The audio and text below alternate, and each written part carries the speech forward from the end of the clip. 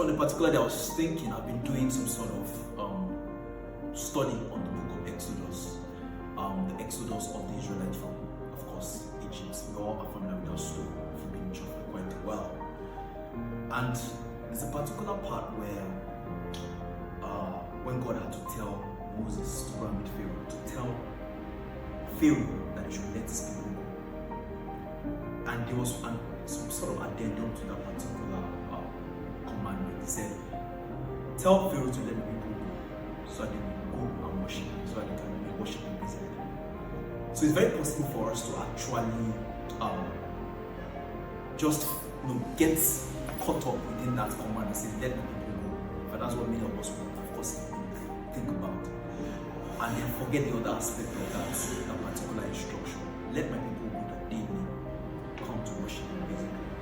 It's to make us realize at the end of the day that for everything that God gives, for every breakthrough, for every blessing, for every some sort of deliverance, so to speak, that God gives, that God propagates, so to speak, it is essentially is an end towards it.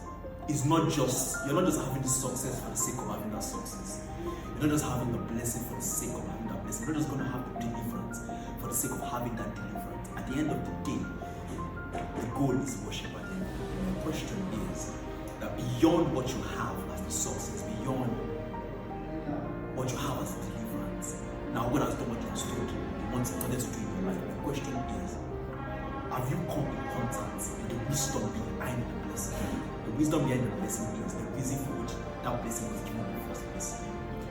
God, as a matter of fact, the Bible says, seek ye first the kingdom of God is righteous, and every other thing will be added unto you. So it means that beyond every other thing, if you have been given a blessing, if you have been blessed, so to speak, if you have been delivered, so to speak, there is a reason behind it, and the reason is the kingdom, basically.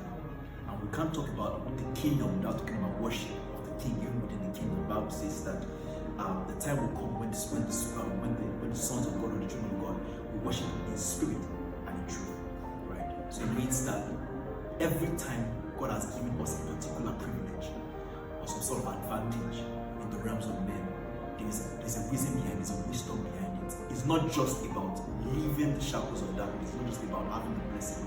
It's not just about receiving deliverance. It's not just about receiving a good health. The goal is, what are you doing with it? How much of worship have you been able to bring to the throne of God with respect to that thing you receive? So ladies and gentlemen,